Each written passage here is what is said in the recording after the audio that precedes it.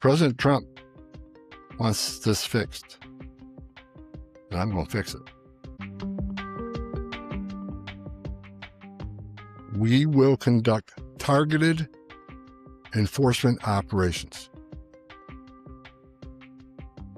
Targeted, strategic enforcement operations. Tom Homan now speaking to the press for the first time since he was detailed to Minnesota to clean up Kristi Noem's atrocious mess. But they're trying to do it with professionalism. If they don't, they'll be dealt with. Like any other federal agency, we have standards of conduct. Coming to you here from the X dungeon. You may recall I was banned from X. I had an account for basically 2, maybe 2.5 weeks. I posted over 2,000 posts. X thinks I'm a bot. I'm not a bot, but... Tom Homan, addressing the press for the first time since he arrived in Minnesota, sent there to clean up after Kristi Noem and Greg Bovino, who really did do a lot of damage, not only to the citizenry of Minnesota, not only to the Constitution of the United States, but also to the Trump brand. And I think that's really what Tom Homan's role here is, how to bolster the Trump brand, how to resurrect the mission, and how to kind of infer blame while still rolling back the rhetoric. So it's quite interesting. You'll see that he says a number of concessions. I don't expect any apology ever to come out of this administration. It's just not something they do. But if you can read between the lines, there are a couple of moments where Tom Homan basically apologizes for excessive force. Of course, he doesn't use those words. He doesn't say it. And he always ends up inferring that it was Tim Walz's fault, ultimately. Always ends up kind of making that inference. But again, if you read between the lines, you can see that in a sense, he apologizes. Let's take a look. That said, I'm not here because the federal government has carried its mission out perfectly. Yep, that's about the best you're going to get out of this administration. But if you look at his face, you look in his eyes, you can see that he knows.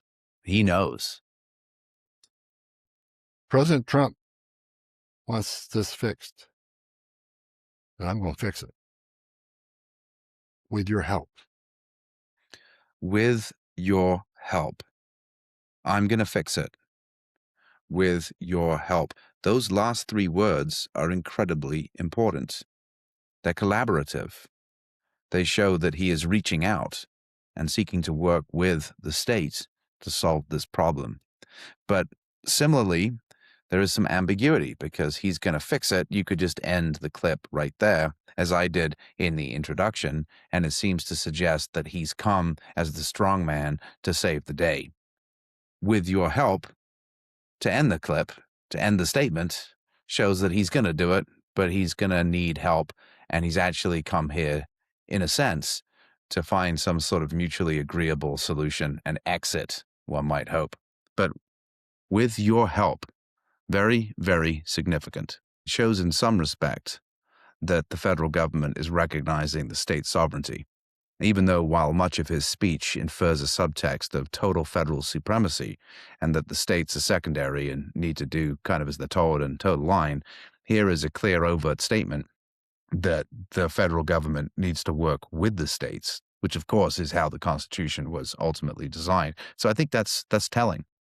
And I think it kind of sucks because he's in a bit of a hard place. On the one hand, he's got to appease his boss. He's got to carry the party line. On the other hand, characterizing the ghastly murder of Alex Preddy and Renee Good as ICE not conducting itself perfectly is worse than euphemistic.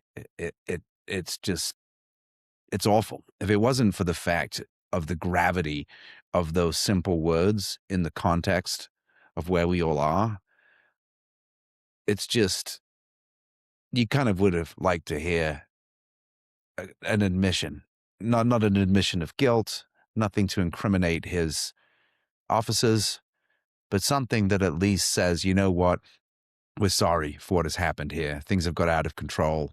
I'm not blaming anybody, right? I'm not accepting responsibility, but I'm here to fix it. And he kind of does that. He tries to do that.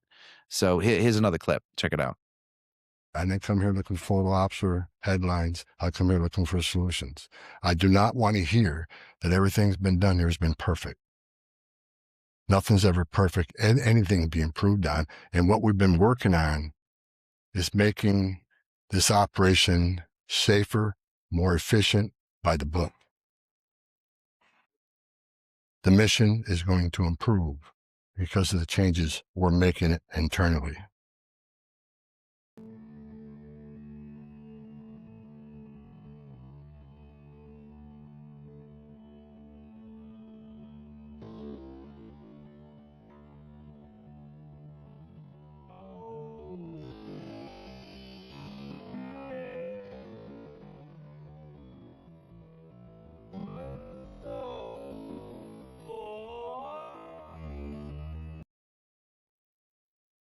I don't want to see anybody die. Not officers, not members of the community, and not the targets of our operations. I don't want to see anybody die. Not law enforcement, not community members, not the target of our operations. An emotionally ambiguous sentence, because on the one hand, of course, you know sincerely he doesn't want to see members of the public brutally killed by his agency. But at the same time, by saying anybody killed, he sort of smooths it out and puts the law enforcement officers at the front end saying that they're also in danger. They're also being killed. And he says it also in his speech. They have families, their children, their fathers, their mothers as well, I suppose. And it's just this sort of weird doublespeak, the entire speech. It's a complete sort of well-chosen word salad that doesn't really tell the truth, but you can sense the truth leaking in between the words. And I think that's what's interesting about this whole situation. I mean, it's almost an apophatic contrition, being contrite by what he's not saying.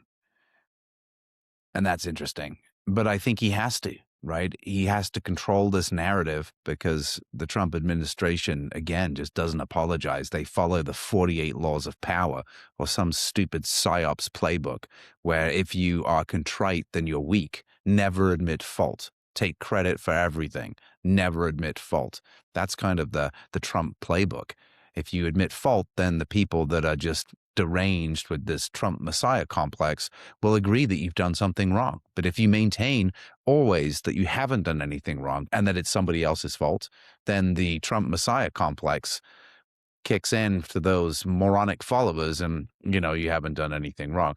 And the enemy is always Joe Biden.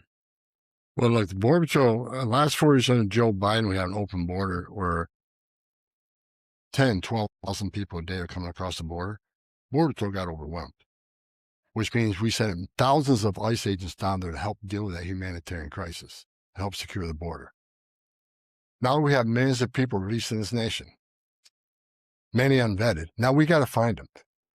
So we see as he uses this narrative and he tries to say these words in this context, which both apologizes for excessive force, really, and the harassment and the fact that the agency is being deployed in a kind of insane manner. But on the other hand, he kind of completely tries to infer blame back at the old administration, back at Biden, at the mayor, at the governor, kind of to support the narrative that already exists, at the same time trying to appeal to the fact that things are going to be different because it hasn't been perfect, right? It's going to get better. It's going to improve. I've heard many people want to know why we're talking to people who they don't consider friends in administration. Bottom line is you can't fix problems if you don't have discussions. See, again, it's an apophatic rhetoric. He's like, well, a lot of people have asked me why we would be talking to people that don't support the administration, right? He's distancing himself from the fact that he is conferring with the governor and that he is making concessions and that he is meeting with the mayor and he is meeting with the chiefs of police of Minneapolis and St. Paul, all of whom are saying that ICE is way out of control, violating constitutional rights and basically causing havoc. But at the same time, The Trump administration has spent months, if not years, demonizing the opposition. So how could he possibly meet with these filthy, awful leftists who are fraudulent and criminal, essentially? That's what the Trump administration's rhetoric has been. So he talks also later on about tamping down the rhetoric, turning it down because it's so dangerous, and how he warned that if the rhetoric stayed this inflamed that people would die. And that's true on both sides. Yet he always tilts again back and basically blames the left's rhetoric. So he's still allowing the right to feel as enraged and angry and incensed as it is against Waltz for all this, billions of dollars of fraud being perpetrated in Minnesota, which they blame him for. The hostile rhetoric and dangerous threats and hate must stop. And we all agreed to that. All everybody met here today, we got to stop the rhetoric, the hateful rhetoric that has caused an increase in assaults. That has caused, because of that, have to send security teams out with arrest teams, which surge the city with additional resources because of the rhetoric, because of the threats, because of the assaults. The reason for the massive deployment is because of the threats, because of the violence. Right? The whole narrative has been bundle up all this bullshit and stick it on those guys so that the base will be enraged at them and basically excuse these usurpations of constitutional freedoms. You have your First Amendment rights. I support that. You have the right to protest. I'm just asking you to keep it peaceful. So it's skillful how he's doing this. On the one hand, I want to believe that he's just giving lip service to his boss and recognizing that he's going to take action, that he's going to do things to draw down the ICE presence and stop this madness. Like, sometimes he comes across as quite sincere in doing that. But until things happen, this rhetoric could be really interpreted either way. It doesn't necessarily cool down the situation much. It doesn't turn up the temperature or make some suggestions. It may palliate the left, but at the same time, he's trying to maintain his authority. He's trying to maintain his authority as a federal employee, as the Border Czar, the supremacy clause. He wants to make clear that the federal government is the boss here. And I find that troubling. Jurisdictions that refuse to cooperate with federal immigration authorities are sanctuaries for criminals. Sanctuary cities are sanctuaries for criminals. But threatening law enforcement officers, engaging in impeding and obstruction and assault is never okay. And there will be zero tolerance. You interfere, impede, assault an ICE officers, you will be arrested. Assault, interfere, or impede, zero tolerance, you'll be arrested. I mean, okay, assault on a law enforcement officer, yeah, you'll be arrested. That's a felony. ICE officer, law enforcement, it doesn't matter. That's a felony. But interfere and impede, those are ambiguous terms with no definite legal meaning. He's almost conflating the term assault with interfere and impede, and thereby implying you will be arrested. He's not saying that that's what's been happening, although the inference, of course, is that is what is happening. That has been the narrative coming out of this administration, that Alex Preddy was interfering, that Rene Good was obstructing, right? And therefore, they basically were in the wrong place at the wrong time. They made a bad decision. That bad decision led to a series of events that ended in their deaths. But ultimately, ICE is not responsible. So in making that conflated statement, assault, interfere, impede, and conflating those terms, Tom Homan appears to be pandering to the base to justify the excessive force that we've all seen.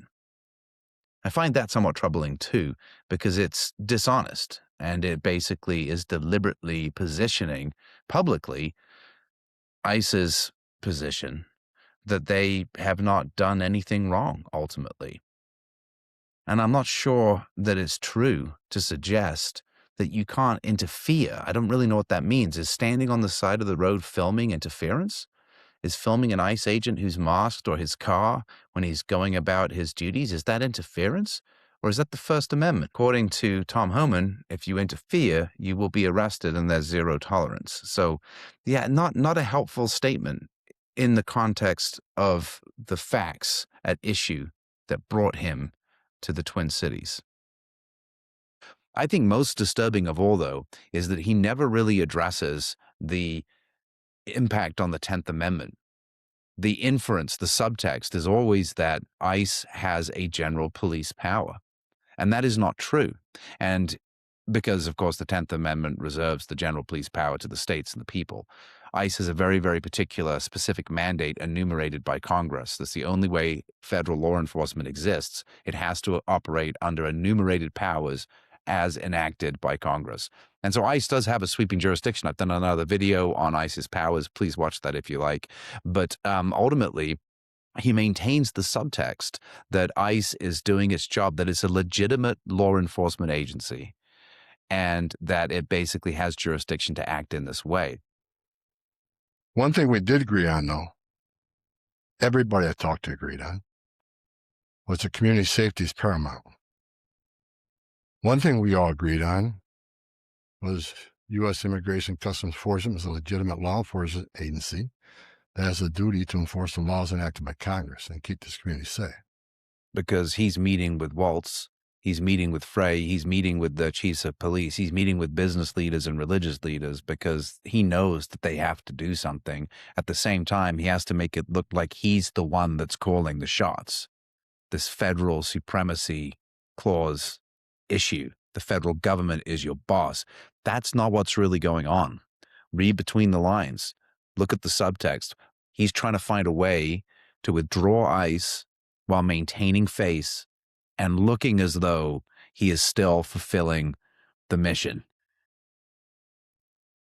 In my meetings with Governor Waltz, A.G. Ellison, and Mayor Frey, as well as state and local law enforcement, again, I appreciate they all acknowledge that we do have federal immigration laws in this country that have been passed by Congress, and that ICE is, in fact, a legitimate law enforcement agency charged with enforcing those laws. We're not making this up, folks. ICE is enforcing laws enacted by Congress. They're a federal statute. But if you understand the law and you understand his words carefully, you can see that he's not saying that, although he's positioning that inference. What he is saying is we are enumerated. We're going to do targeted arrests. We've always done targeted arrests. That's what we've always done. But at the end of the day, you can see that he is agreeing, of course, that there are enumerated powers and limitations to ICE's jurisdiction, while still inferring to the American public that this is normal and you should get used to it. And I think that's the important part here. That's the important reason for my ex-jail, is pointing out to the population at large that the federal government is a government of limited jurisdiction. It doesn't have unlimited general police power at all. Then I think we all need to remember that. It's very important. Here's some examples. Take a look. Target enforcement operations, the way we've always done it, I think we got away from a little bit, and we want to make sure we do target enforcement operations. And it's proven less violence when we know exactly what we're getting into, and we can take the necessary precautions to keep everybody safe. That's what we've done for decades. And with target enforcement operations, I've done many, many of them. It just makes it safer for everybody. Look, target enforcement operations should happen across the nation. So I just want to be clear here. When he says targeted enforcement operations is how it should be done, he's making it sound like it's optional, like it's a preference. It's not. It's the law. It's required. In order for ICE to exercise its enumerated mandate to enforce immigration in this country, they have to know who they're going for. They don't have this broad dragnet, stop people randomly, ask for identification, and attack people or come into their homes without a judicial warrant. None of that is allowed. And he's sort of saying this stuff in a way that those people, I think, who understand the law get the message, but he's doing it also in a way that covers up the truth that people need to know. The American people need to understand how ICE is actually configured, how the federal law enforcement agencies are actually configured, that they are enumerated powers of a limited jurisdiction. It's very, very important to sink that point home. And even though he's saying it multiple times, which I appreciate, the manner of his explanations, again, makes it seem like it's sort of an optional best practice, but it's actually a legal requirement. It seems to me that the general strategy the administration has devised is to send Tom Homan in to the Twin Cities, into Minnesota, to take over, clean up Kristi Noem's mess, but also to find a viable exit strategy. And as I've mentioned previously, saving face in so doing. And he's come up with a pretty good way, I think. He's basically positioned his meetings with the governor, with the mayor, with the chiefs of police, and various other parties to be an agreement that they will cooperate basically by allowing ICE into the jails.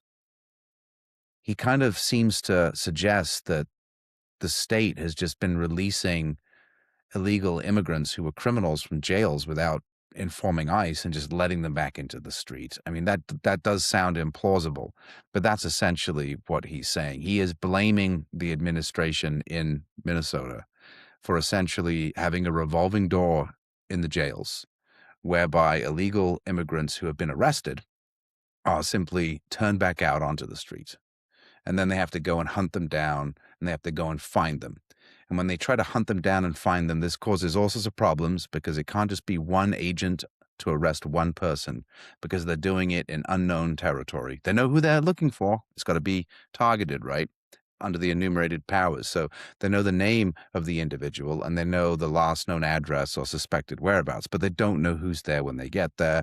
And they have to bring extra personnel to deal with the other people that are going to be present, some of whom are also illegal, so they also have to be arrested. And then he brings up the fact that due to the rhetoric and the general hostility, that they need to have a support crew because of the public, I guess, that is also making, impeding and obstructing and interfering with the investigation. So he needs like 16 people for every person to go and effectuate an arrest. So if they have these agreements where ICE can just go to the jails and target the jails, they're obeying their targeted enforcement.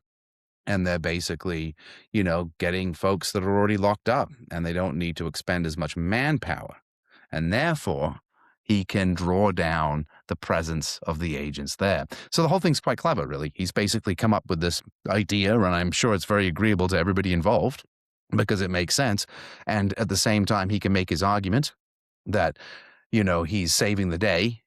And on the other side, Minnesota can say, ICE is leaving, so everyone hopefully will be happy. I guess we'll have to wait and see what happens. Here's what he has to say. When we have these agreements, it takes less law enforcement agents to do the job. One agent can arrest one bad guy in the safety and security of a jail where he's behind the wire. We know we don't have weapons. But when you normally release that public safety threat, illegal alien back in the community, we have a job to do. We're going to arrest him. So we're going to find him. And what happens is now we got to arrest somebody on his turf. We have access to who knows what weapons. Now we got to send the whole team out. Cover the back door, cover the front door, officer safety reasons. Then because of the hateful rhetoric and the attacks on ICE officers, now we got to send a security team behind the arrest team. So what could have been done with one person in the safety and security jail, now we got 15, 16 people out there doing it. I know that causes stress in the community. So if we get these agreements in place, that means less agents on the street. More agents in the jail means less agents in the street. This is common sense cooperation that allows us to draw down on the number of people we have here. Yes, I said it. Draw down the number of people here. Because we have the efficiency and safety of the jails and the prison.